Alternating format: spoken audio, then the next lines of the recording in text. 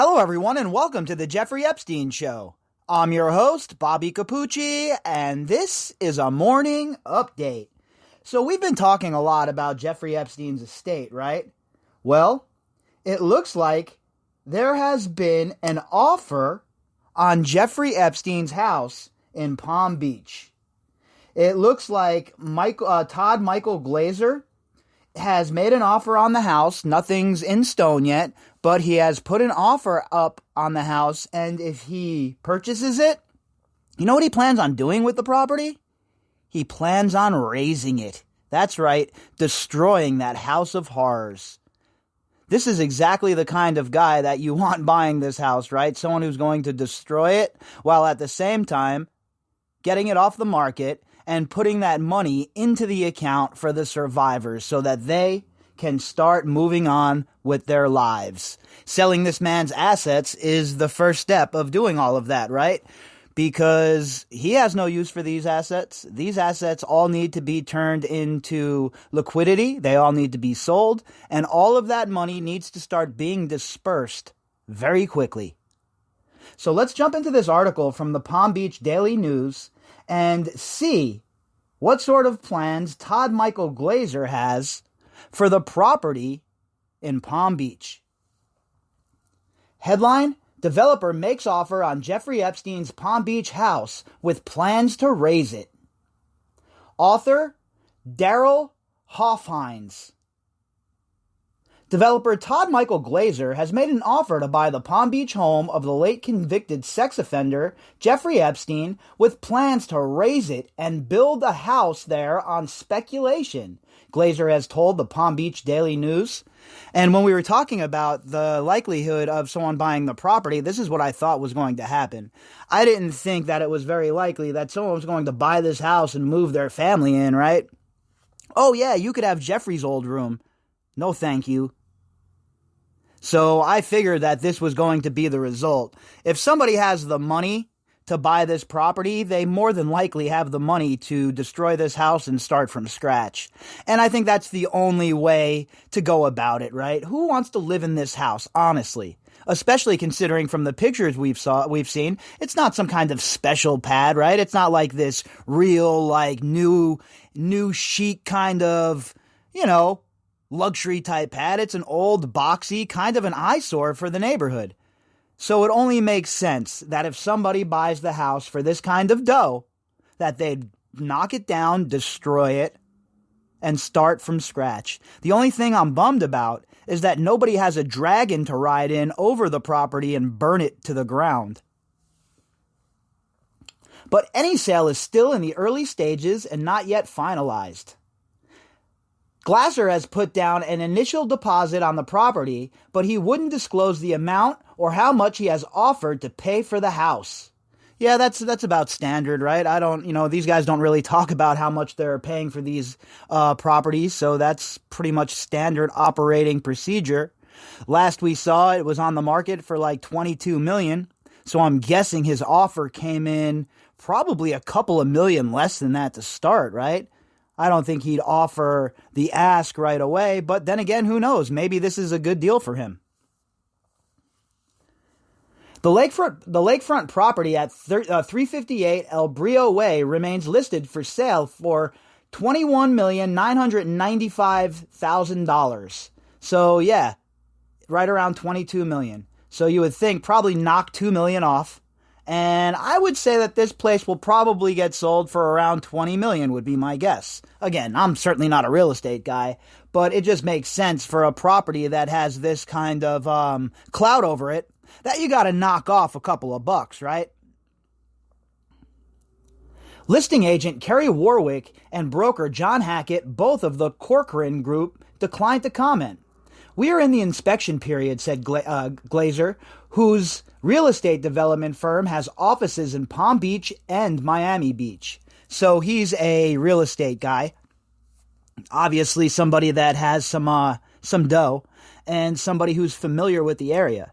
So he has probably coveted property in this area for quite some time, and now he sees his time to strike. He finds it to be a good investment, and at the same time, he's doing good work for the survivors and justice, right? Buying this house, getting that money into the estate, letting that happen and making it in a quick manner is very important. We don't want these houses to sit on the market forever. We don't want these planes sitting around collecting dust, because that just means more fees tacked on. And the last thing these survivors need is more money being siphoned away from them. Built in 1952, the West Indies-style house was one of the homes, prosecutors said, where Epstein assaulted underage girls and young women in an extensive sex trafficking operation. Well, not just prosecutors either. A lot of girls who were abused said the same thing.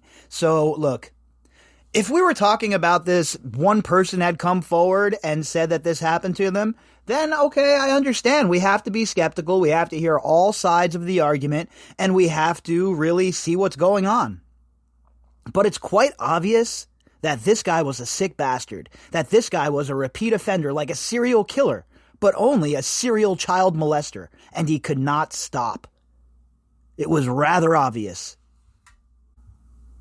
The disgraced financier died in August 2019 after he hanged himself in a New York City jail cell, allegedly, authorities said, while in federal custody. He was arrested the month before and was facing sex trafficking and conspiracy charges involving underage girls. The Palm Beach house stands on a lot measuring nearly 3/4 of an acre with 170 feet of frontage on the Intercoastal Waterway, according to the property records and the sales listing. Look, the house itself was disgusting, right? Gross. And I don't just mean what went on there. I'm just talking about the whole entire blueprint of the house. It was just not a cool-looking house for that kind of money. So with this kind of property, you could really build something nice here, right? You have yourself 170 feet of frontage on the Intracoastal Waterway. That's awesome. Imagine waking up every morning to that. Go out there on the deck, have your coffee, read the news, whatever it may be, and you got this beautiful view. And that's, it's definitely one of the biggest draws for a place like this. The house itself certainly is not the draw. As we discussed previously, nobody wants to live in that piece of shit house. I mean, really? So when you have somebody that has this kind of money and they have vision and they have a plan, they could turn this property into something smoking. I'm sure of that.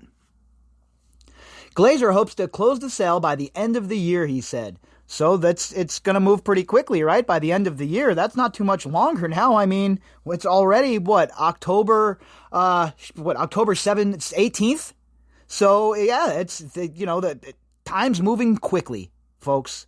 And I think that it feels like, for me anyway, we've been in like hyperspace mode throughout this whole entire quarantine since my birthday, March 13th, when we went into lockdown here in Las Vegas. It seems like everything has been on fast forward to me.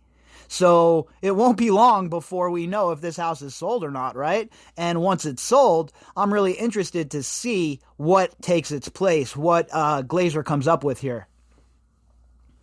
In Florida, a home buyer making a serious offer on a house typically puts a deposit into an escrow account.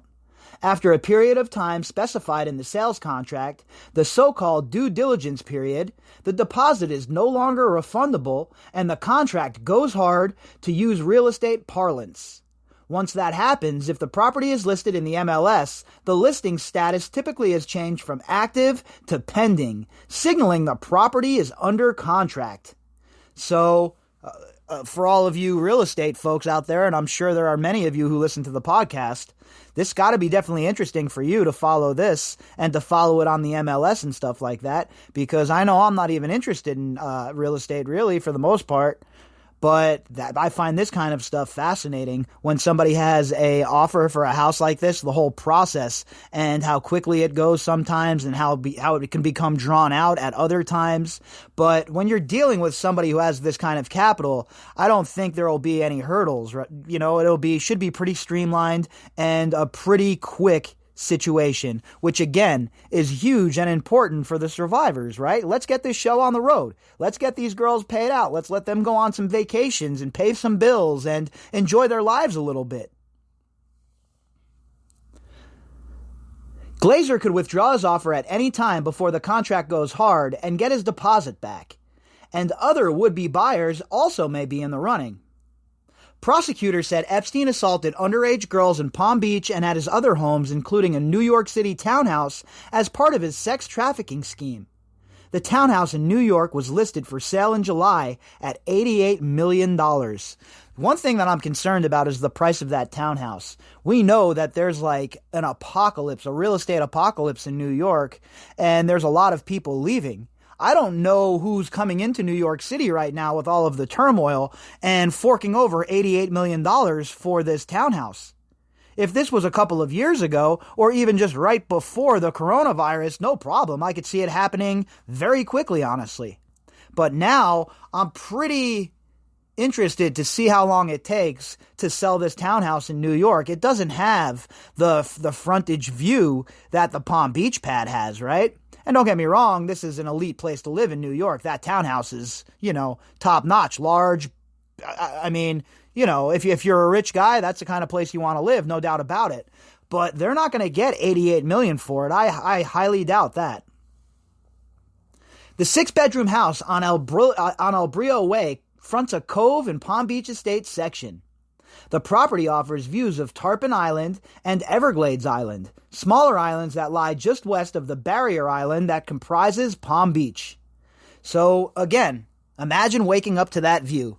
Imagine having that kind of dough, folks. Wake up in the morning, go out, hanging out, having some breakfast, whatever it may be, and that's your view. I don't know why anyone would spend $88 million on a townhouse in the middle of, smack dab in the middle of shitty-ass Manhattan, as opposed to buying a house on the beach here, or I'll take it a step further. I'd way rather live in New Mexico in the middle of nowhere than live in Manhattan either. I have no desire to ever live with people on top of me ever again like I did when I lived in New York. No thank you, I will pass. The view reminds me of Lake Como, Glazer said, referring to the resort area in Italy's Lombardy region. Oh, that's pretty smoking. So look, let's forget about the house. We all know that it's gaudy and gross and stupid and typical Jeffrey Epstein. But the property itself, the pictures you see it's absolutely smoking. I mean, I can only imagine what somebody like Glazer is going to do here. Glazer wants to build an art modern style house on the property, he said, in the style of Villa Today, a lakefront estate section house designed in 1931 on Via Bellaria by noted society architect Maurice Fatio. So he has an idea what he wants to do. He has the style of house he wants to build, and this most certainly seems like a guy that has a plan. And I'll tell you what, this piece of property, I don't mean to keep going back to it, but this piece of property is really nice. And like Florida's another place, like New York. I obviously not a big fan of living anywhere with any kind of natural disasters either, by the way. So Florida's out for me. But if I was rich and I had like a summer house or a vacation pad, hell yeah, a place like this, 100%. The new house likely would measure about 13,000 square feet, Glazer said. Any design would need to win the approval of the Palm Beach Architectural Commission. I'm sure that won't be a problem for him. Executors for Epstein's estate are selling the house, and proceeds will go to the estate, according to published reports. A compensation fund has been established for his alleged sexual abuse survivors, the Wall Street Journal and other news outlets reported when the house was listed for sale in late July. And again, that's obviously why we're reading this article. We're not a real estate podcast, right? We're not here to give you the 411 on beautiful property, but this ties right into what we're talking about and into the ongoing conversation, considering this is a big chunk of money for these survivors to have in the kitty. An attorney for the estate told the Journal that proceeds from the house sale would be subject to claims on the estate, such as taxing, authorities, creditors, and claimants. So, yeah, that has to go through all of that as well, right? Uncle Sam has to get his piece no matter what, so there's going to be taxes involved.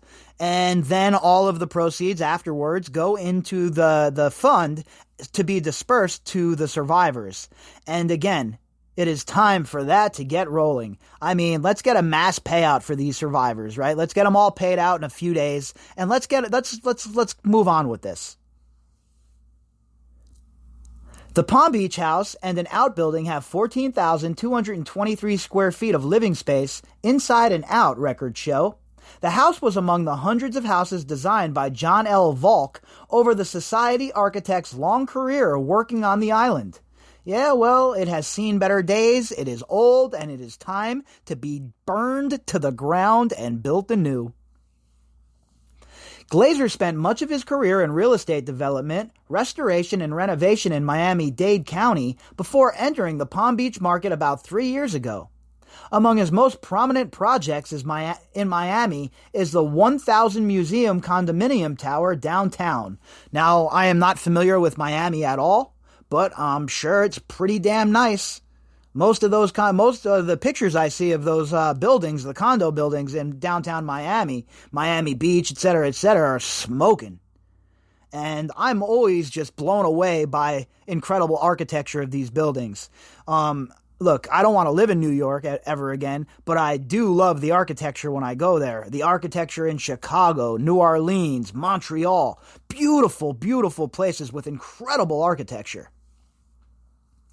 This year, Glazer sold 2 houses his company developed on speculation in the Ocean Block of Atlantic Avenue on the north end of Palm Beach. In February, he sold the Mediterranean-style house at 113 Atlantic Avenue for a recorded $9.41 million. He sold the modern-style house next door at 111 Atlantic Avenue in July for a recorded $10.67 million. So basically, I mean, if they knock $2 million off, that's the $20 million right there to buy the mansion at El Brio Way. So this guy, flipping. When you have resources and you have a bunch of money, this is how you do it. This is what you do. Make your money work for you. His company also developed a townhouse duplex in Midtown Palm Beach, and both of the units are under contract, the MLS shows. He also renovated a 1929 landmark mansion at 125 Via del Lago in the estate section and sold it for a recorded $16.1 million in July 2019. So it's safe to say that this guy has a couple of bucks to turn the property into something magnificent, huh? When he and his wife Kim are in Palm Beach, they reside in a landmark 1937 Art Modern style house at 1221 North Lake Way on the North End's lakefront. They bought that property in 2007, renovated it, and won an award from the Preservation Foundation of Palm Beach for their efforts. That's awesome. Because guess what? After this eyesore is destroyed and razed and crushed into history, the house, it'll be nice for something beautiful to be put in its place. In June, the Glazers paid a recorded $17 million for Villa Fontana, another landmarked house that they are renovating at 127 Dunbar Road in Palm Beach. It was built in 1920 and later expanded. Epstein was initially booked in Florida in 2006 after police said he had sex with underage girls whom he paid for massage sessions at the Palm Beach house. In 2008, Epstein entered a controversial plea deal that led to this conviction on 2 state felony counts that included solicitation of a minor. That deal let him avoid harsher federal charges similar to the ones he was facing in New York when he died. He served his sentence for his Florida conviction in the Palm Beach County Jail, if you even want to call it a jail sentence. Skirting out for all hours of the day, only have to sleep there, going to your office, the cell's not even locked, complete access to the rooms to talk to your attorneys, and Nadia Marcinkova 90 times. So come on, let's not kid ourselves and make pretend that he was even in jail, that he was even punished at all for this. He was not. And that is why people are so pissed off. In July, authorities arrested Epstein's associate and co-conspirator, fellow child abuser, general all-around scuzzbag, and bipedal serpent Ghislaine Maxwell in New Hampshire on multiple charges related to Epstein's alleged sexual abuse. She remains jailed without bail. Yeah, exactly where she's going to remain for the foreseeable future, and then from jail directly to prison. She has a lot to look forward to, folks, because the technicalities and the loopholes will not save her this time. As for this house, let's hope that Mr. Glazer and his wife purchase it very quickly and that this money goes to the fund and then is dispersed in short order to the survivors. If you'd like to contact me, you can do that at bobbycapucci@protonmail.com. That's BOBBYCAPUCCI@protonmail.com. You can also find me on Twitter at BOBBY_CAPUCCI. All of the links that go with this episode can be found in the description box. All right, everybody, I'll be back later on for the Daily Drop. Enjoy your day.